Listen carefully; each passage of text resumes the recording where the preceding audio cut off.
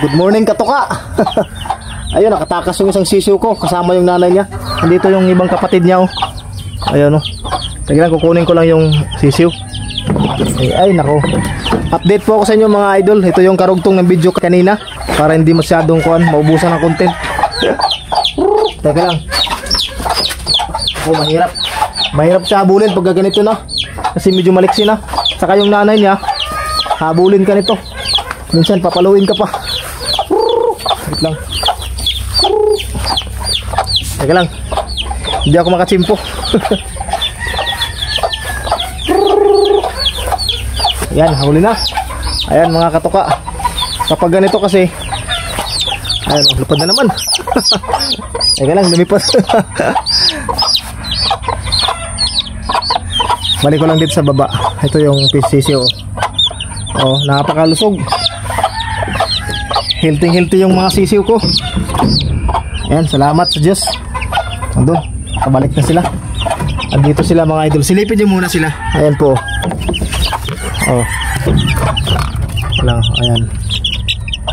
Oh, malulusog yan mga katuka. Grabe. Sobrang healthy nila.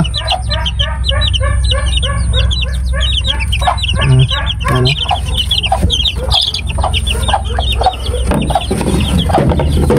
Yun yung aking ginagawa kasi mga kaibigan. Pagka umaga, yung nanay nila nilalabas ko sa kulungan para dito lang yung maiwan yung mga sisiw sa ilalim ng tangkal. Ang purpose ko po at ang dahilan kung bakit nilalabas ko yung nanay kasi yung nag-aaksaya ng mga patuka nila kinakahig ng nanay hanggang sa matapon sa baba. Sayang naman. O dumilo namang mga naka-pre-range na pwedeng kumain dito, pero iba pa rin yung bang sinisigurado natin na wala talagang maksaya na pagkain na ating ibibigay sa ating mga alagang sisiw. Kaya ang ginagawa ko, umaga naman, mainit naman ang panahon, hindi naman kailangan ng sisiw na mainitan sila ng nanay. At wala namang mga predator katulad ng mga lamok. Ilalabas ko yung nanay, nandun. Ayan yung nanay nila. At mamayang hapon, 4:30 or 5, mga takip silim, binabalik ko ulit dito sa ilalim. At kusa namang pumapasok yung nanay dito sa ilalim pag alas 4:30 na ng hapon. Ginagawa ko rin, ayan binubuksan ko yung ganyan, tapos pumapasok dito yung nanay. Yun po yung aking proseso. Sa pag-alaga po ng sisiw kasi medyo masilan Hahalo mo yung nanay dito, may possibility po na pagkahig ng nanay sa ilalim, matamaan yung sisiw, mapilayan or madaganan, pwede ring tukain. Kaya may mga possibility po na ganun. Kaya ang ginagawa ko talaga para safe, sila lang muna ngayong umaga dito sa ilalim ng tangkal. Pagkahapon, balik yung nanay. Ganun lang po yung proseso. Itong paraang ito, sa akin lang po ito. Huwag niyong isipin na itinuturo ko po sa inyo. Baka hindi po effective sa inyo. Ay, baka ako pa yung sisihin nyo. Basta paraan ko lang to. Kung mayroon kayong idea na nakuha sa akin, kayo na po yung bahala mag tago. Kung hindi po, ay kayo na po yung bahala mag disregards. Teka lang, ipakita ko lang sa inyo. Kanina, nakita nyo po yung mga sisiw ko nandun sa ilalim. Hindi ko na lang bubuksan, baka makalabas. Nagpapasalamat din tayo sa mga supplement talaga na nakatulong sa akin sa pag-alaga ng manok, especially sa sisiw. Ito, pag may karamdaman, binibigyan ko po ng Ambroxetil Max. Pero kapag walang karamdaman, halimbawa maulan, mahangin, prevention, nagbibigay ako ng Ambroxetil Max sa aking mga sisiw para ma-prevent po yung pagtama or pagdapon ng mga sakit-sakit, sipon, mga pisik, lagnat, mga ganon. So kailangan po ng prevention. So ang ginagawa ko rin sa prevention, halimbawa ngayong linggo ay maulan, isang beses lang po ako nagbibigay ng prevention, umaga. So bago pa sila kumain, nagpapainom muna ako ng tubig sa kanila. Kasi yung mga sisiw po talaga, halimbawa nandito sa brooder, ang mga sisiw natin, nakokontrol natin yung kanilang pag-inom at saka pagkain. So kung tayo ay magbibigay ng panlunas, vitamins, kailangan uhaw sila. Kaya ginagawa ko, inalis ko muna yung tubig. Pagka umaga, uhaw na uhaw yan for sure. Saka pa ako nagbibigay una ng tubig na may prevention or mga ganito, Ambroxetil Max or Progency. Yan vitamins natin, Progency. Yun yung aking inuunang binibigay sa kanila bago yung pagkain. So pagkatapos silang uminom, binibigay ko na yung pagkain sa kanila. Pwede rin pong obserbahan nyo habang nagpapainom kayo, kasi meron pong mga sisiw talaga na hindi sila umiinom. Kahit uhaw sila, gawa ng distracted sila dahil may nakatingin sa kanila. May mga maiilap kasi ng mga sisiw eh.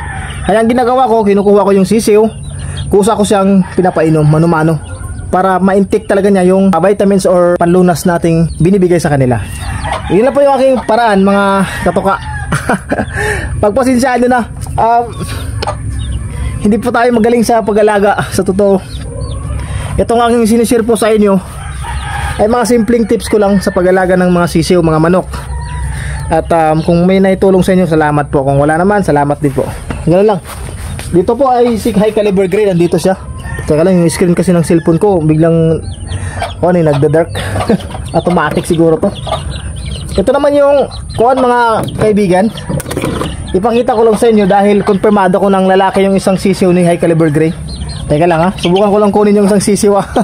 Baka kasi paalo tayo ng nanay. Pero itong nanay na to, bilib ako.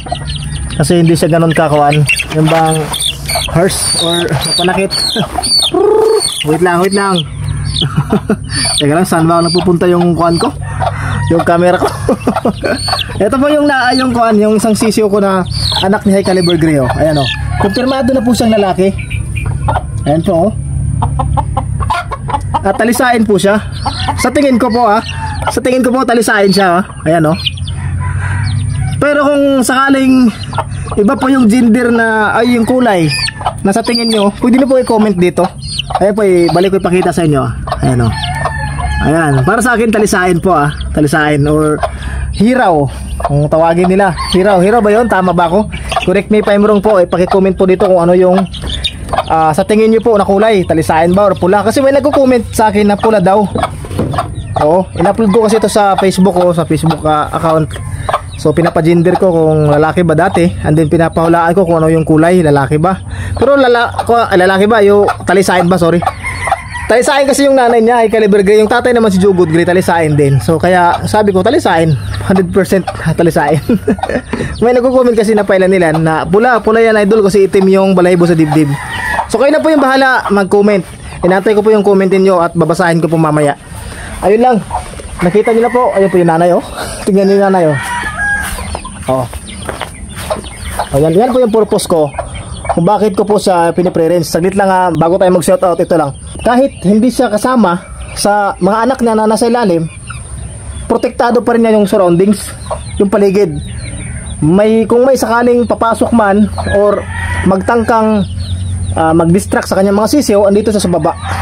Nakabantay siya, so walang makakalapit na mga predator like mga daga or yung mga kahit ahas na ganon. So ayan po siya, nakabantay siya sa ilalim mo. Ayan siya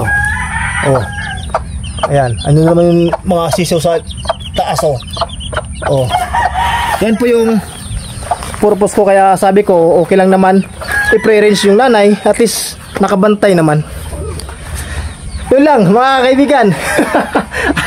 Ang haba ng kwentuhan natin. Pagpasensyaan nyo na mga idol, sabi nila uuwi daw ako sa pagbablog, so wala akong magagawa, ganun talaga ako.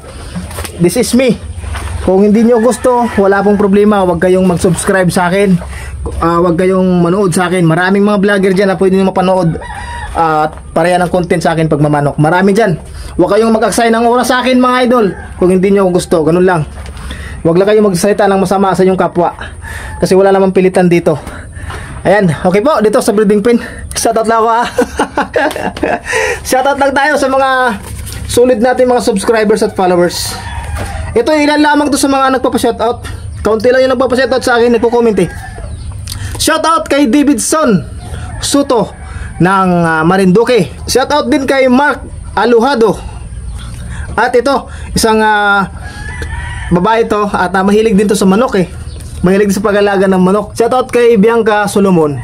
Makikita mo talaga kahit babae siya, passionate siya sa pag-alaga ng manok. So shoutout sa'yo. Someday sana lumaki yung manukan mo. Yun lang mga katuka. Hanggang dito na lamang. Lagi nating tandaan ang sabong ay sports lang. Huwag tayong magpakalulong sa sugal. God bless us all. Keep it up. Tuloy lang po sa pag-alaga ng manok. Sana'y masaya ka lang. Woo!